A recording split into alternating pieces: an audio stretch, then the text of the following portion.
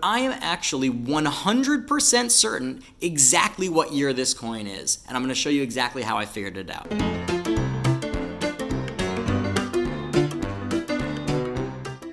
Hello everybody, Silver Picker here, and welcome to the Silver Picker Squad. Now, today's video is going to be a very exciting continuation / update from last week's incredible, ridiculous, insane video. Now, if you haven't seen last week's incredible, insane video, pause right now, click on this card, and watch it. And really, you will appreciate this video so much more if you know exactly how I got this coin, this Seated Liberty half dime. So pause it right now, seriously, last warning before I continue. So for all of you now who have seen last week's video, you know that I actually discovered this coin in a lot of wheat cents that I bought. Insane, absolutely nuts, and I am so excited about it. Now, when I first pulled this coin out of the tube, I was so overwhelmed and excited and nuts about it that I promised you guys that I would tell you more about the coin at the end of the video, and then I subsequently forgot, wrapped up the video as fast as I could so that I could enjoy the coin on my own. So my apologies on that. But now I am coming forward and I am going to share with you all the ins and outs of the coin and show you what I've discovered about it. Now, when I was first looking at this coin, I said that obviously there's no date on it, so we're not going to know exactly when it's from, but it's still a really, really cool coin and I'm very happy with it. Now, a little has changed since I've had some more time with the coin. I've done a little more research on it, and I've looked a little bit more closely, looked under it with my trusted illuminated loupe, and I have discovered a little bit more about this coin. Initially, we thought we would never be able to get a date off of it, right? You look here on the video, you can't see a date. However, there are a couple of clues that will let you know not only around what date it is, but I am actually 100% certain exactly what year this coin is. And I'm going to show you exactly how I figured it out. Now, before I go into the exact details on how I figured out the precise date of this coin, I want to give you guys a little bit of a primer on half dimes in general to teach you a little bit more so that you have the context and you can appreciate the coin all that much more. Well, first of all, what on earth is a half dime? Now, most of us know 5-cent pieces as nickels, right? But before the nickel was made out of nickel, it was made out of silver. So there was, of course, no reason to call a nickel a nickel. So they called them half dimes because they were worth, of course, 5 cents, which is half of a dime. So that's how it got the name, and that's why we don't call these particular coins nickels. Now, there are a number of different types of half dimes. The capped bust, for example, which preceded this variety, but this is actually the Seated Liberty half dime, because we can see Lady Liberty sitting there right now. Well, believe it or not, for a coin that was only minted between 1837 and 1873, there sure are a lot of different variations on this exact coin, 5 to be precise. So in 1837 and 1838, the first 2 years of this coin's mintage, it looked exactly the same, except there were no stars surrounding Lady Liberty. So kind of a subtle difference. In fact, all the different types are very subtle, some more subtle than others. But the original one just had a blank field behind Lady Liberty. Now, type 2 between 1838 and 1840 was even more subtle. They added the stars, but it's actually referred to as stars no drapery.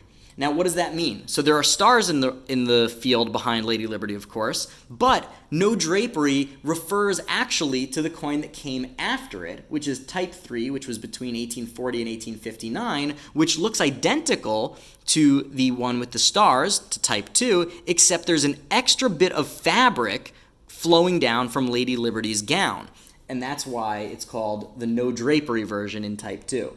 So now that we know type 2 and type 3, type 4 is a lot easier to identify, and next to the date, which would have been here had it not been all rubbed off, there would be 2 arrows pointing left and right surrounding the date. Now type 5, the final type, which was between 1860 and 1873, instead of having stars, it actually has a legend that says United States of America surrounding Lady Liberty. So now that you guys all have the context and you guys are all experts in Seated Liberty half dimes, I'm going to tell you all the steps that I took to narrow down not just what type it is, not just what era it's from, but the exact year. So we're going to put on our detective caps and I'll walk you through it. So the first thing that I did, the first clue that I took in, of course, was the fact that there are indeed stars in the field behind Liberty. So that already knocks out 2 of the 5 types. We know that it can't be type 1, which is no stars, and we know that it can't be type 5, which is the legend in place of the stars. So we know that it has to be types 2, 3, or 4, meaning that it has to be between 1838 and 1855. So we've already narrowed it down quite a bit.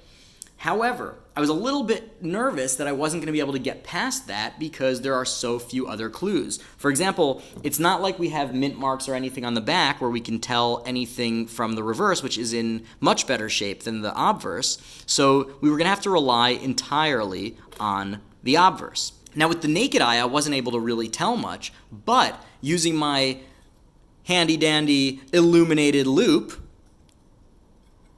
let's turn this baby on, I was able to get a few more clues that were able to actually tell me with certainty when this coin was from.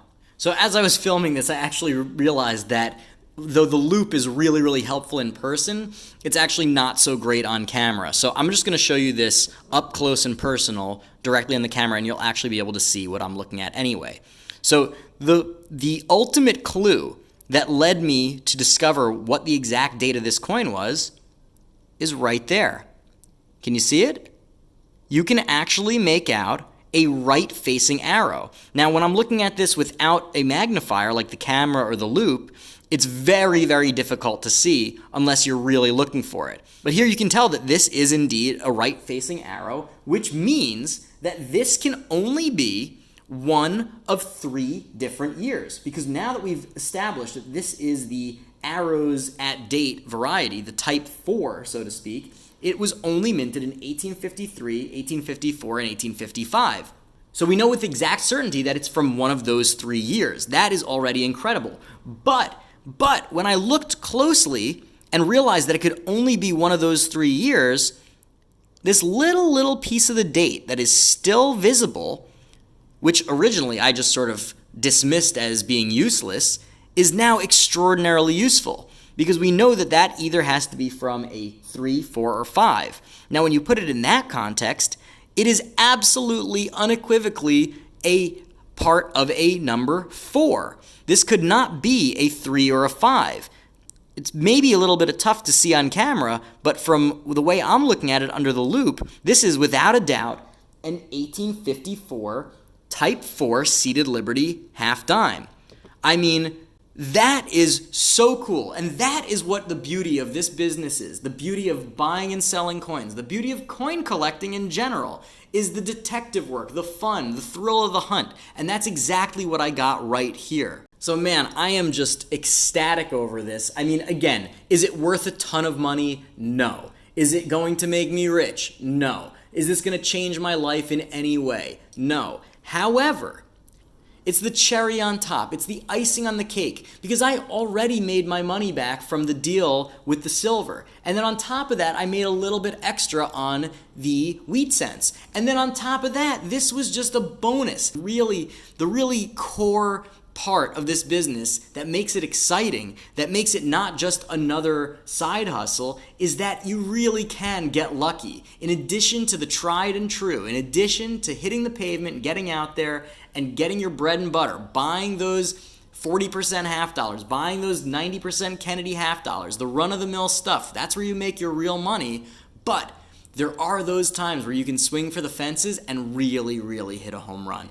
So I really, really hope that you guys enjoyed this video. If you guys are a subscriber, thank you very much. If you're not yet a subscriber, what the heck are you waiting for? Come join us in the Silver Picker Squad, where we learn all about the ins and outs of buying and selling coins, buying and selling precious metals, buying and selling jewelry in sort of unconventional ways, helping you guys make a little bit of extra money on the side on your own terms. So join us next week and every week because we've got a lot of awesome stuff coming down the pike. So stay tuned, and until next time, Silver Picker out.